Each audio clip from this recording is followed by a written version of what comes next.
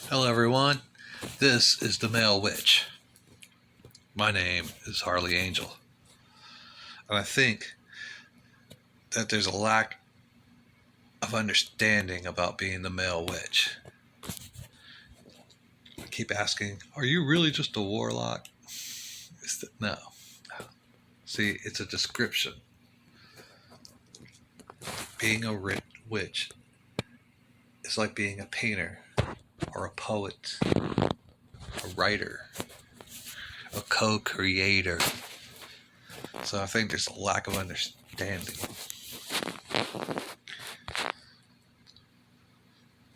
Here's the first dictionary definition that I found, and I think this is the reason why there's a lack of understanding.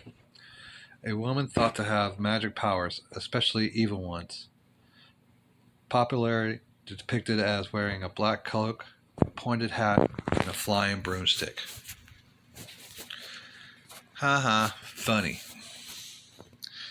My second definition: a person, especially a woman, who has credited with having unusually malignant supernatural powers.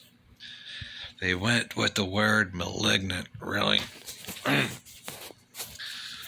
Third definition.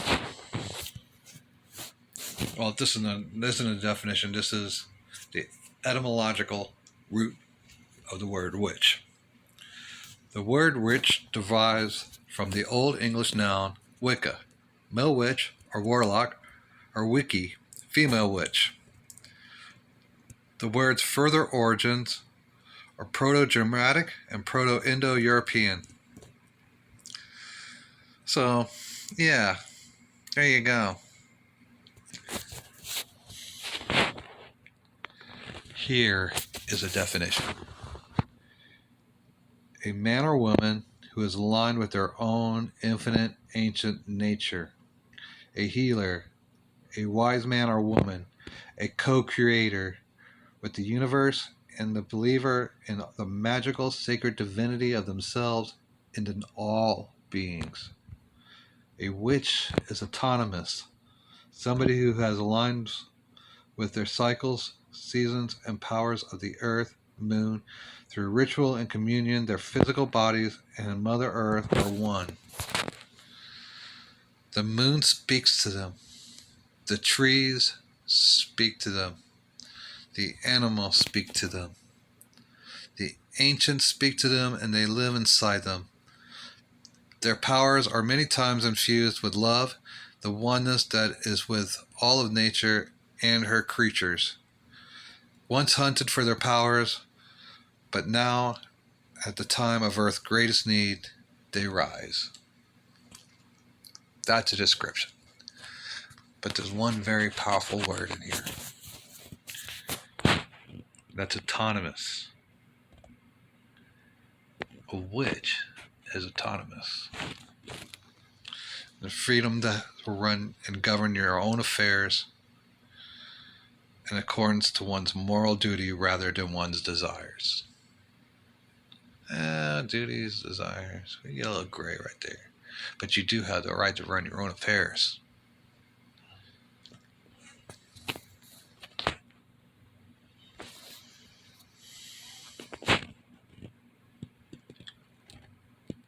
A brief history of witchcraft.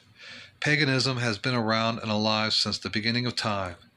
Documentation of magic and witchcraft exists in the oldest text. Numerous cave drawings all over the world depict symbols of God, goddesses, worship throughout history. Paganism is the oldest religion. Ever since the beginning, ever since I can say, our man could say, this rock represents the deer we're going to hunt. These sticks, this is you, this is you, this is me, and we're going to follow this trail, and we're going to catch dinner. That's when witchcraft started. But there is always one little crazy in the bunch. Somebody who just seen life just a little different. Someone who felt the masculine energy. Someone who knew about the feminine energy. One crazy person, male or female, out there on the edge of the truth. See, there are three primal fears every human is born with. And that first fear is the fear of predators. The second fear is fear of the dark. And the third, fear of abandonment. To be left alone in times like this, surely death would come.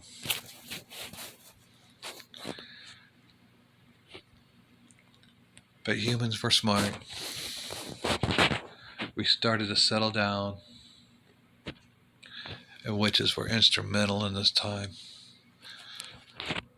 We knew when to plant the crops. We knew how to collect the seeds. And not only for crops,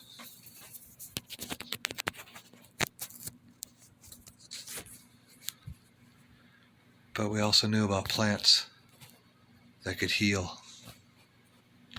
Plants that could get you high. And plants to go tell someone to go piss off. We learned the cycles of the earth, the cycles of the moon, and the cycles of the sun.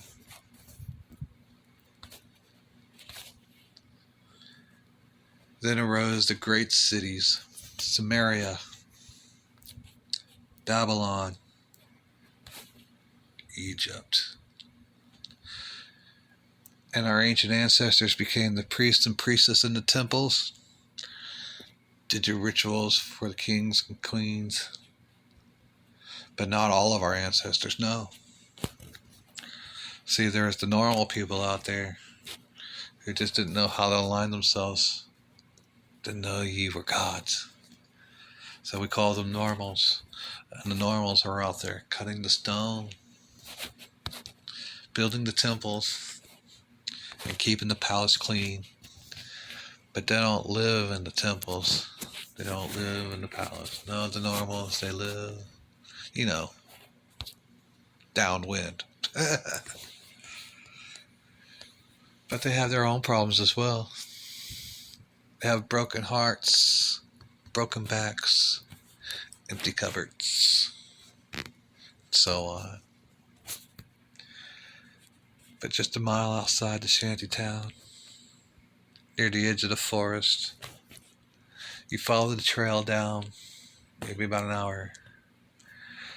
There'd be a kindly old man or woman that could help you with these troubles.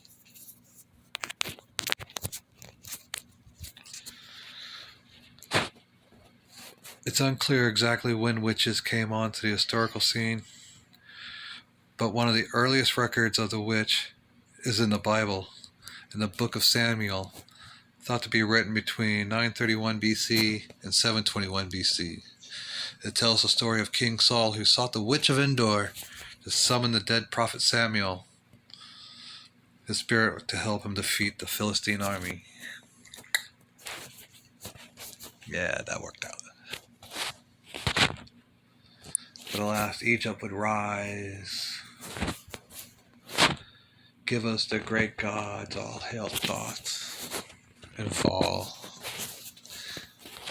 And then Greece would rise. All hail Hecate.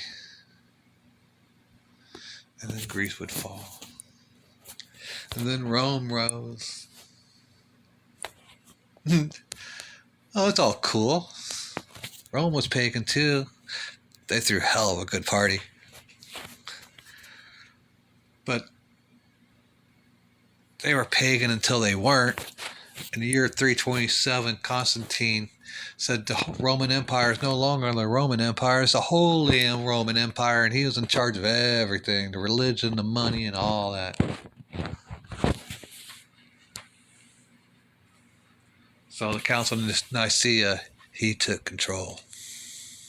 And anybody practicing any other form of Christianity or any form of any religion outside of his, well, You're in cohorts with the devil. And it's punishable by death. And it got worse after Rome fell.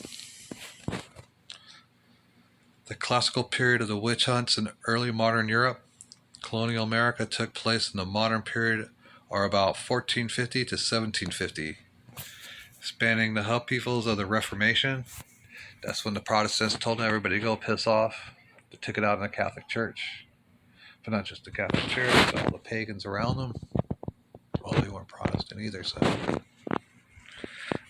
And then a lot of people don't know about the 30-Year War.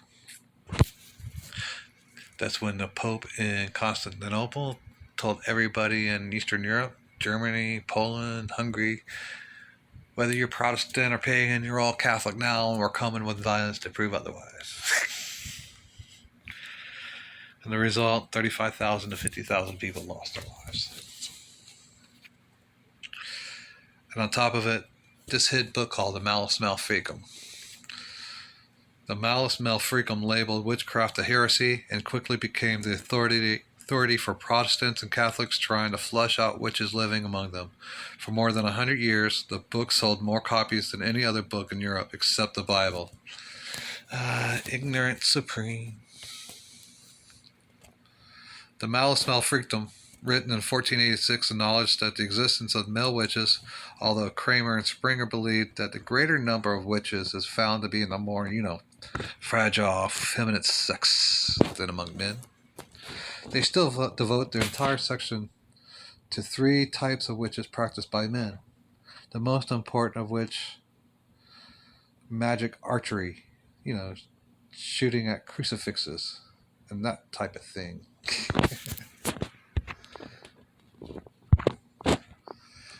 And whether you're a male or female, if you want all the real powers of a witch, you must give yourself completely to the devil. Sexually. Hell yeah, where can we make this deal at? I don't know about you, but my devil has some hips and dips.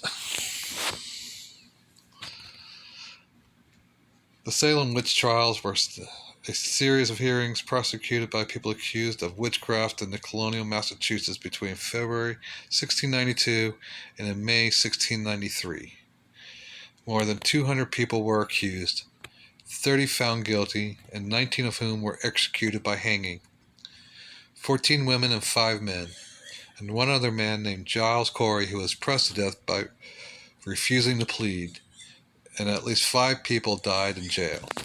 If you don't know what being pressed to death is, that's when you lay on the ground, they put a big board or door on top of you and pile rocks on you until you are dead. Dead.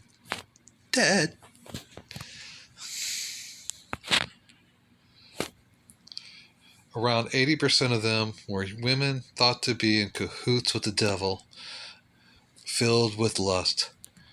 Germany had the highest witchcraft execution rate, while Ireland had the lowest. Sad. But in places like Russia, the numbers were in reverse.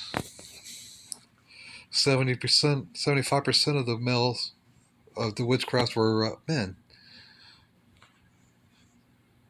And most of these men were, vagrants, homeless, people who lived outside of town, didn't have a place to go. And in Iceland, 92% were men. And that's when the Reverend John Magnusson began waking up in the night with sensations of cats and mice crawling over his feet and of a dog with red-hot claws pinning him to the bed. He had no doubt that he had been bewitched, and the manhunt for men witches were on. And 70% of the 380 witchcraft defendants in Normandy were men, mainly shepherds, who the priest would say they could turn themselves into hideous monsters to better protect their fleet from wolves.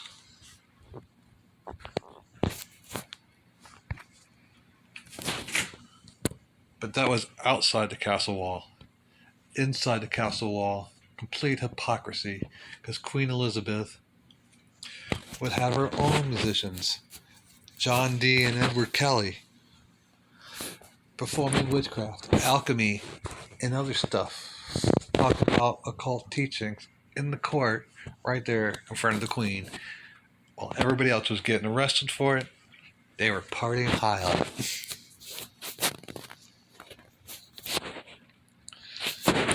But Elizabeth rose and fell and entered the age of Queen Victoria and the age of the great wizards. Or the Victorian age, seances, spirits, and how to enchant your corset. Yeah, because at this time, the whole thing reversed. And what got you killed 100 years ago? No, your Aunt Abigail's a witch. And she had a Ouija bar in her parlor. In addition to communications with the ghosts through seances and mediums, Victorians were obsessed with fortune-telling. Young women wanted to know who their future husbands would be, and often practiced things like mirror scrying to ascertain the face or name. Crystal ball gazing, palmistry, and cartomancy became popular games, meaning that they were played in a person's living room as means of entertainment. All of these games are powerful forms of ancient divination, and many being practiced by witches for hundreds of years. Also rose great authors like Samuel L. Mathers, who started a ceremonial practice, the Hermetic Order of the Golden Dawn. There's W. Yeats and W. Watts. Both were occultists and writers out of the Victorian Age area, recording folklore and fairy tales from Celtic countries like Ireland, Brittany, and more. An interest in ley lines and in spirit guides. If you practiced any fairy magic in the past 100 years, you probably got it from it. Then there's Eliphas Levi. Yeah. Calm down. Yeah. There's Eliphas Levi. The French esoteric poet, author, and more than 20 books about magic, Kabbalah, alchemy, and occultism. He pursued an eclectic career in the Catholic Church, and after a great personal struggle, at the age of 26, he abandoned the Roman Catholic priesthood, and at the age of 40, started to profess knowledge of the occult, also becoming a ceremonial musician. And then there's Alexander Pike. Now, a lot of people don't know Pike, but Pike was a Scottish Freemason, wrote a ton of books. Some of them are hard to understand, but everywhere he went, Masons just grew for some reason. Oh, and we can't talk about magic at turn of the century without mentioning Aleister Crowley, can we? Oh, no. Can't do it. Aleister Crowley, English occultist, ceremonial musician, poet, painter, novelist, and mountaineer. He founded a religion, Thelema, identifying himself as the prophet, and trusting with the guiding humanity into the Aeon of Horus in the earliest 20th century. The prolific writer published widely over the world throughout the course of his life. Dude wrote so many books, I don't think he slept. This is one of those scroll bars to see how many books that it just keeps going and going and going. So my uncle trying to find his birth date. But Victoria age rose and fall just like the rest of them. Then came the age of good old Hollywood. And witches kind of took a downturn on that one. Kind of became the bad guy, you know what I mean? I mean, if you were to believe Hollywood, especially at the beginning of the century, why witches were big-nosed old hags riding bicycles, stealing your puppy, giving you poison apples, turning into dragons, flying through the ocean, giving... It wasn't good. But it kind of lightened up a little bit. modern day. We got Harry Potter kind of cleaning things up a little bit, which is fine. That's cool. Oh, I'm running out of battery. That's all right. I got me a cord right here. Blue Budget Films present The Hurley Angel Story, which brings me to me. Yep, that's me. And I have a story to say. I title it Something Funny Happened on the Way to Damascus, The Hurley Angel Story.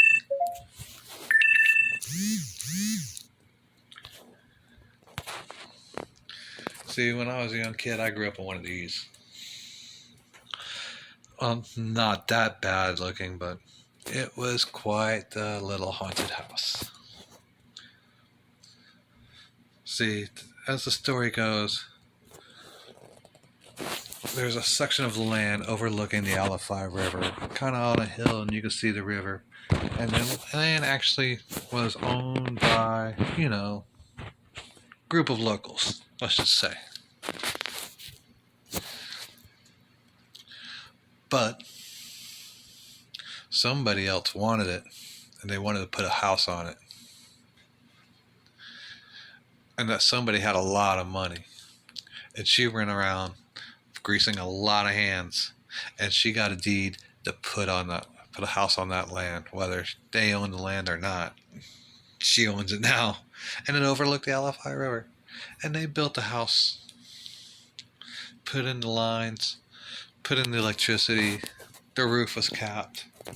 The only thing left was removing the tree stump from the driveway. What an oversight.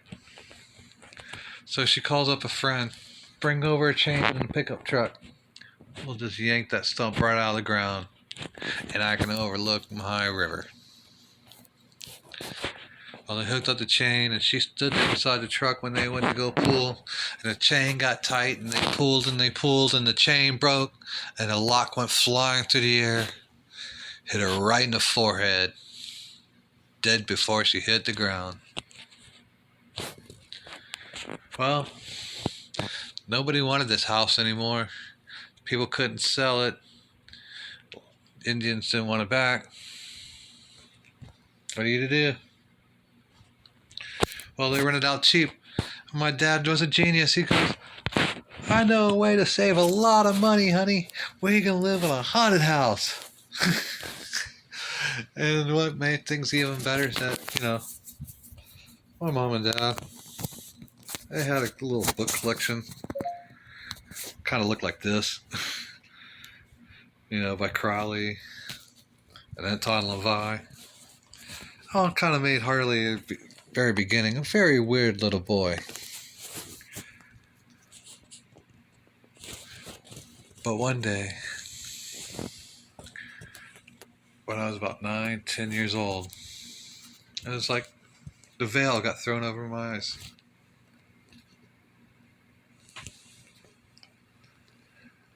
One minute I was playing with people that were there, not there, hanging up, and the next minute, gone. Just like that.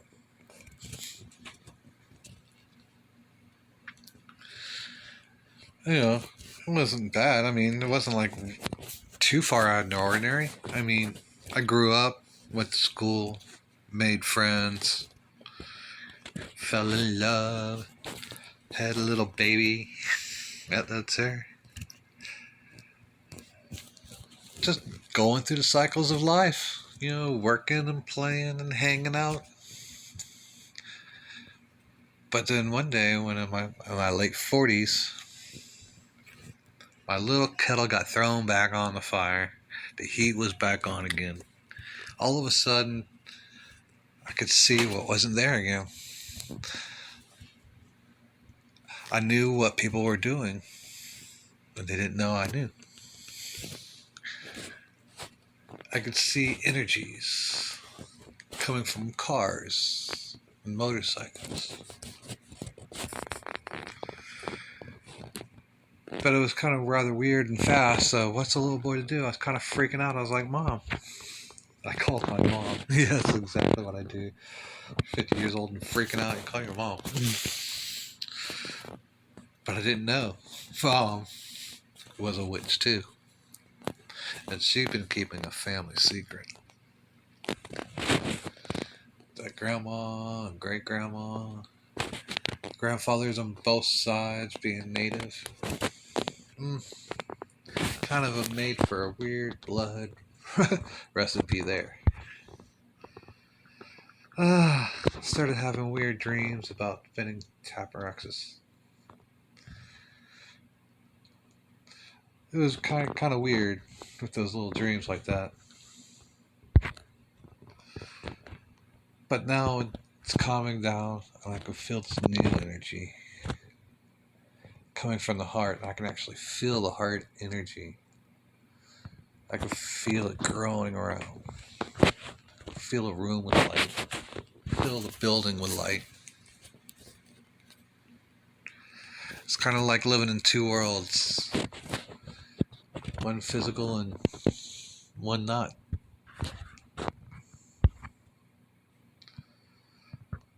I wouldn't call it enlightening. No, it's not like that at all. I'm not going to float off the ground anytime soon. I know this is just like a kind of new beginning. A new journey. The old journey's done. It's over. It's time to go on to the next one. And it's going to have its struggles. I get it. But it's also going to have joy and fun. Just got to keep making decisions that's going to bring me to the right spot. I know I have the angels on my side. It's not a big deal. Just keep positive, right? All I want to know is who's coming with me on this journey, man. It's going to be a great time, especially if you enjoy a roller coaster. My name's Harley Angel, and I am the sun.